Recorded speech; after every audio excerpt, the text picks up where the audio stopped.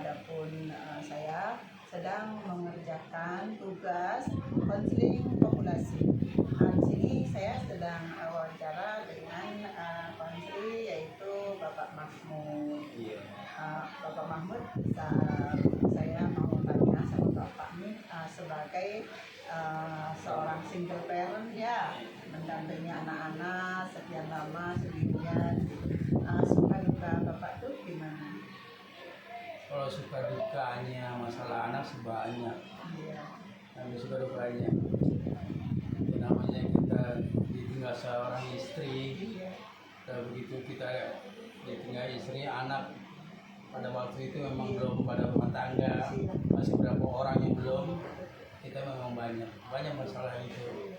Memang kita yang kita punya pegangan hidup itu itu memang harus ada.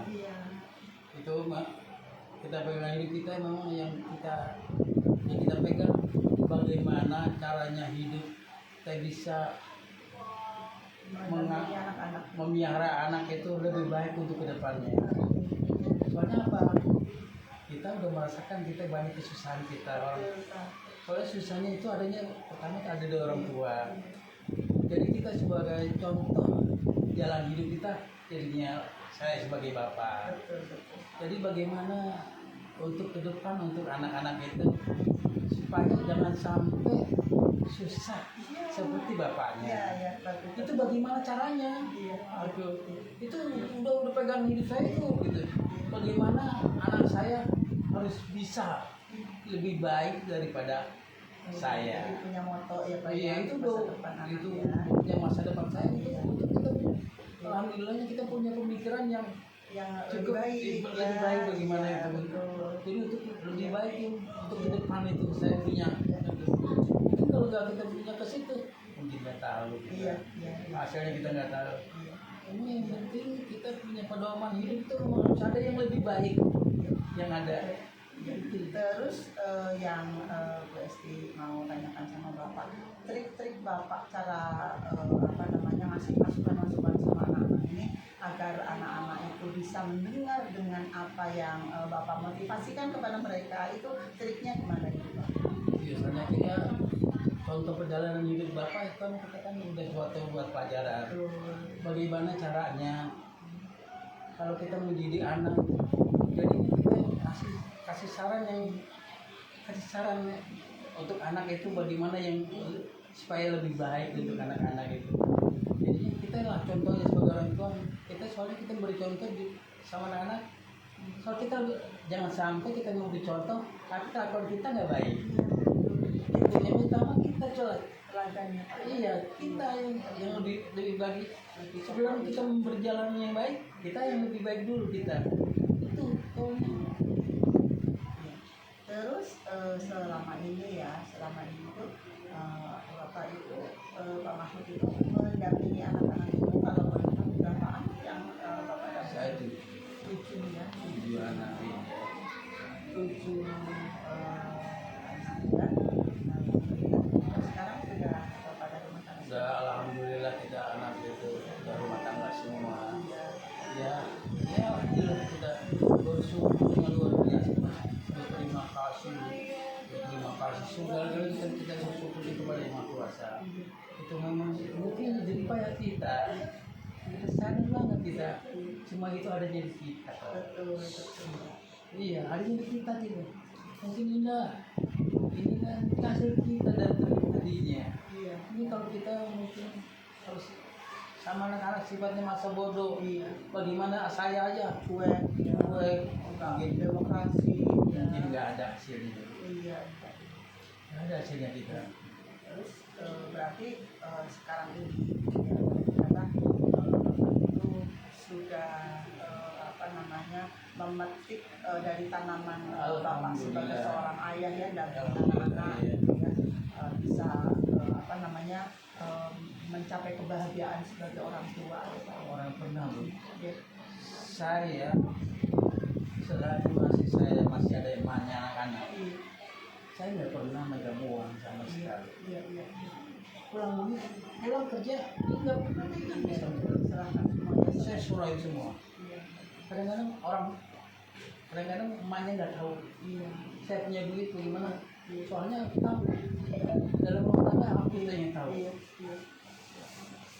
Sebesar apapun, walaupun sekecil apapun, itu anak-anak sama ibunya nggak tahu. Yang penting kamu ada.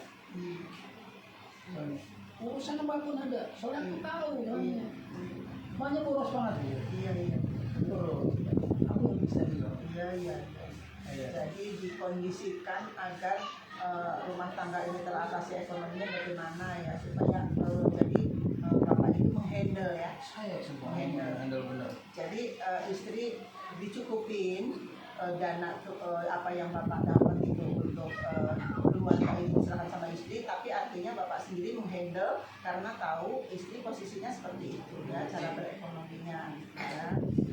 Jadi agar kelangsungan rumah tangga ini ekonominya finansialnya tercukupi, maka bapak berusaha untuk itu jadi menyimpan sebagian rezekinya untuk jaga-jaga kalau ada kekurangan apa gitu ya Pak. Soalnya kamu saya mau apa? Saya untuk melihat memang keadaan saya. Siap. Keadaan saya memang Iya. dari pihak walaupun dari diri saya, dari keluarga saya. Betul.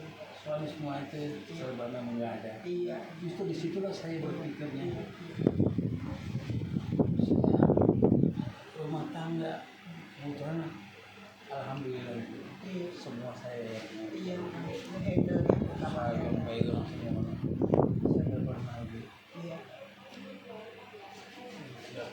Iya, ya tahu Pak. Maksud Bapak tahu berarti saya sempat memilih konsri diri Bapak sebagai single parent gitu. Bagaimana menghantarkan anak-anak ini ke depannya supaya sukses dan sekarang ini anak-anak sudah mengenyam dari kesuksesan itu. Alhamdulillah. Jadi